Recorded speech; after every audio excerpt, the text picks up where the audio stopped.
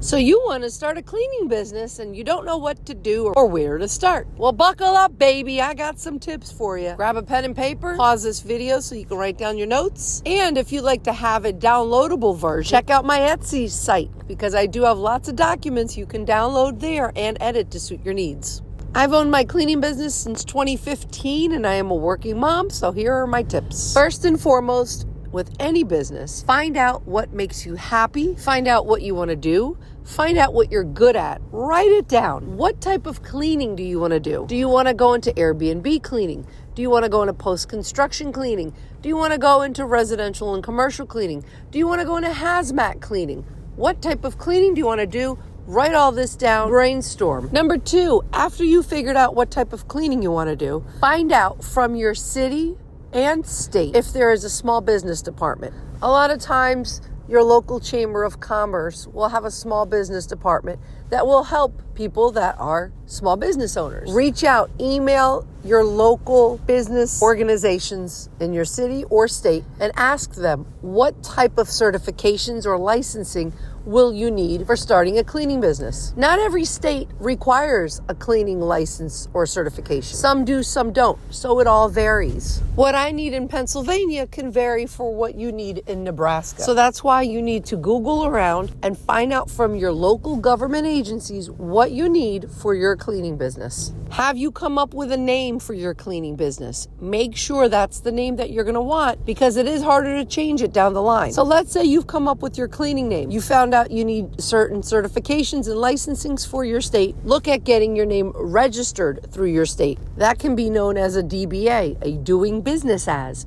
because you as a person, you will be doing business as your cleaning business. Find out through your state, how do you get your DBA, your doing business as? Banks will require it. When you open up a business and you start getting checks, some of your clients will write your check out to your business name and maybe not your personal name or cash. They'll write it out in your business name. If you bring a business check to a bank and you do not have a business account set up with your business name on it, the bank will not cash it. They will not deposit it because they need your business name. So you need to have your DBA with your business name that is associated to your personal name. So get that taken care of so that way you could deposit any checks that you may receive with your business name. Look at getting your general liability insurance. Find out with your current insurance company if they offer liability insurance for small businesses. Who do you use for your car insurance, for your homeowner's insurance? Reach out to them. Find out if they offer general liability insurance. All right, so now you got your business name, your DBA, any type of licensings or registration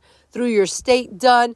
You have a bank account open with your bank. You have liability insurance. You have that all taken care of. But are you subscribing to Crunchy Cleaning by Kathy on YouTube so you can find out more videos? If not, hit that subscribe button down below, follow along, check out my Etsy site for more documents that you can download and edit to suit your needs, and check out my Amazon shop because I have loads of cleaning products and tools that you're going to need. So now you got all your paperwork done. Now what do? Make yourself a Facebook business page. Free advertising. Start getting a business page made. Your personal Facebook page is for your personal account, but you need a business page that you can share on different Facebook pages. Start advertising on Facebook. Don't know what to advertise? Check out my other YouTube video talking about all tips and tricks and things that you can advertise. But let's get your Facebook business page up and running. Start finding out groups that you can post on. What are your interests? What do you like to do? What are you looking at cleaning? Get before and after pictures. Don't have any before and after pictures? Start cleaning your house and taking pictures.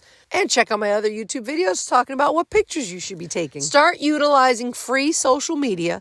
Start getting word of mouth. You have to get out there. If you're shy, you're going to have to learn how to get out of your shell. Because if you plan to run a business, you have to get out there and connect. Remember how I talked about the Chamber of Commerce earlier on in the video? Find out if there's any monthly meetings for small businesses. A lot of Chamber of Commerces offer monthly meetings so that you can connect with other business owners. Get your name out there. Get business cards printed out so you can pass them out to people. Start connecting. Start sharing. Start promoting your business. Number 2 or 3, I forgot what number I'm at, but it doesn't really matter because we're just going to keep going.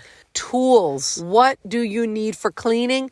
Go on my Amazon shop. I have everything categorized of my favorite cleaning tools. But the most important thing with any type of cleaning tool is read the label. Read so you know what to use on what surface. And if you're not sure what to use, follow well-respected cleaning professionals that know what they're talking about. Who's a good one to follow? Crunchy Cleaning by Kathy. I specialize in all eco cleaning. But just because I specialize in eco cleaning, maybe that's not something you do. That doesn't matter because I'm still sharing cleaning tips and tricks. Check out other professional cleaners. Read their reviews, check out their videos, go on Google and ask questions. Can I use bleach on marble? Can I use vinegar on tile? Read the label of the product that you're using. Next super duper important thing, terms and conditions, contracts, documents. Start having things typed up so that you can email or text your clients your important information. Like, what are your terms and conditions? What is your lockout clause? What do you do if someone's sick? What is your cancellation policy? What is your cleaning with pets policy? How do you expect to get paid? What happens if a client cancels on you? A lot of these documents I have on my Etsy site that you can download and edit to suit your needs so that you can put your business name on it and send it out to your clients. But documents, you need to cover your ass and have your terms and conditions, everything spelled out, what you will do, what you won't do, for how much, how are you going to get paid. All these things you need to have in documents so that you can send out to your clients. Let's talk about the word no one likes to talk about, taxes. What are you keeping track of? Go over to my Etsy site. I have documents you can download that will track your mileage, that will help track your supplies. You enter in the information, it will add up your numbers for you. You have to keep track of everything that you buy for your cleaning business. You have to log it in for the year so that you can get the most write-offs for the following year for your business. You have to keep track of your mileage. You have to keep track of your income. How much are you making? How much are you spending on supplies? Go over to my Etsy site. I have a lot of that there, and I have a lot of other YouTube videos talking about what you should, talking about what you can write off for your taxes. Hire an accountant. Find a local accountant that can help file your taxes for the following year. Are you doing commercial cleaning? Because you will have to add sales tax to your commercial clients.